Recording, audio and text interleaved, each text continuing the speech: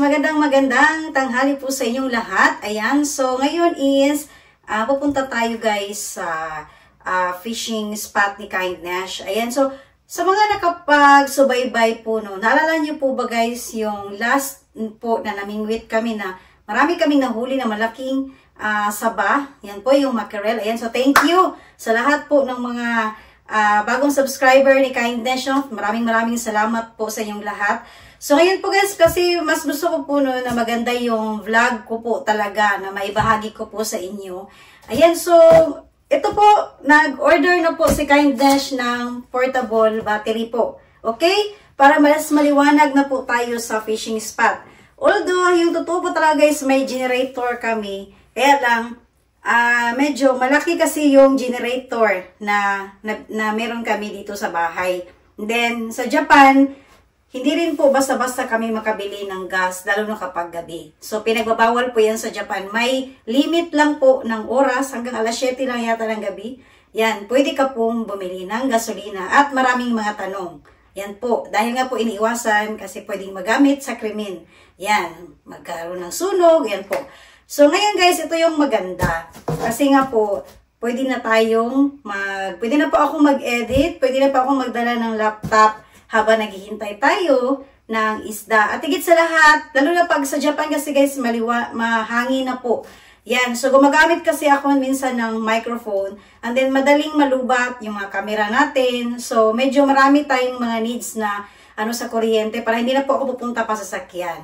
Kaya ito, this time po guys, pakita ko po sa inyo para sa mga nagbabalak po rin na bumili po ng portable, no? Ito is hindi lang po talaga makagamit guys, napaka-importante po nito. Hindi lang sa mga sa camping or ano pa man. Ito rin po ay pwedeng magamit sa bahay in case anumang pong emergency. At least meron po tayo nito. Okay? So ngayon po is binuksan ko na po ito ngayon guys, no? Ayan. So ito po is nagkakahalaga kasi may discount na tayo nito guys. So binili ko po siya. Ayan. And then nasa mga almost mga 3 lapad ito. Siguro nasa mga, depende sa yen, no? Yan, nasa mga 10K, ganyan po. Yan. Okay? Ayan po guys, sabi pakita ko po sa inyo ngayon, no? Right? So, ito yung laman niya. Ito yung laman niya guys, may ano na siya. Para hindi magkawala-wala yung mga cord niya. Ayan, may mga kagamitan po siya, mga kakay. Ayan po, pakita ko lang po sa inyo. Ayan. So, ito yung sa pag-charge natin at iba pa. Ayan, so kompleto po siya. Okay? So, yung binili natin, okay na okay po. And then, ayan po, no? So, excited si Kindness dahil hindi na ako mamumblema mga kakain. Lalo na yung sa mga ano natin sa camera, sa cellphone man, ano pa man. And then, ito na po. Ito guys, ayan. Lapit ko po sa inyo ng konti yung ating cam. Okay? So, medyo mabigat ba to? Tama lang naman. Kaya lang naman. So, ayun guys. Pakita ko po sa iyo yung mga ano niya. Sa loob po lahat. Okay, okay? Alright po mga kakain. So, ito po guys.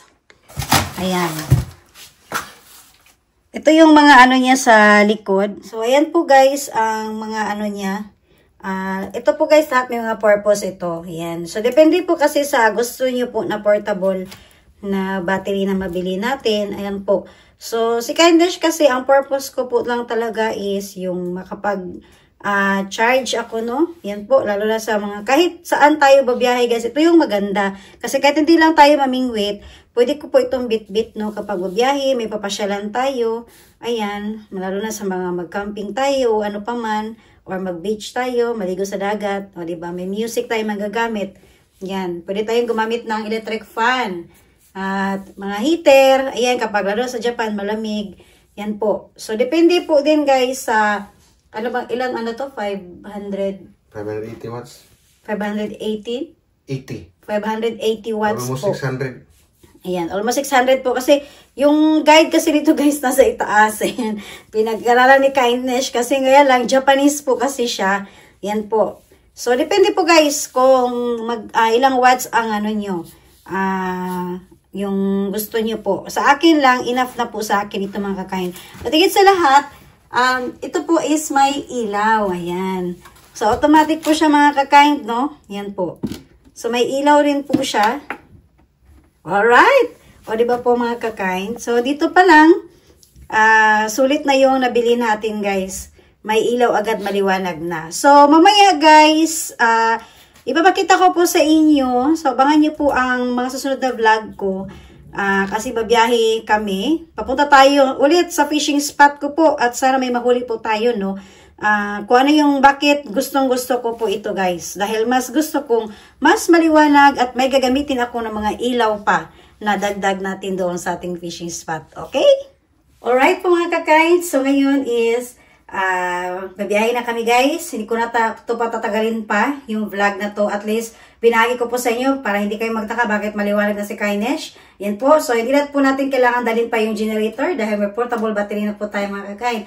So ayan po, ito yung katibayan, no? Ayan. So sa Japan kasi, guys, i-share ko lang din po sa inyo. Kung napansin nyo po, yung mga damit ni Kainesh, dubli-dubli po. Yung suot ko ngayon 3 na. Dahil ano tayo ngayon, sa labas tayo buong gabi tayo doon sa pamimingwit. So, iwasan din natin na magkasakit. And then, higit sa lahat din po, para iwasan din po na sobrang lamig na talaga, hindi na kaya ng ganito lang.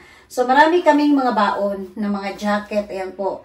And then, ito, mga jogging pants natin, kasi manipis lang po yung suot ni Kainesh. Pero although may ano na rin ako sa ilalim. So, ganito po ang diskarte, no? Kapag mamingwit tayo, lalo na po sa mga baguhan dyan dito sa Japan. Kung gusto niyo pong mamingwit kahit taglamig, wala pong problema, guys. Magbaon lang talaga kayo ng mga damit. Kompletohin po. Alright, guys. So, ito po yung binahagi ko po sa inyo at mga tips ko po. Ayan, para gusto niyo maliwanag ang ating camping man, pamimingwit, at ano pa man.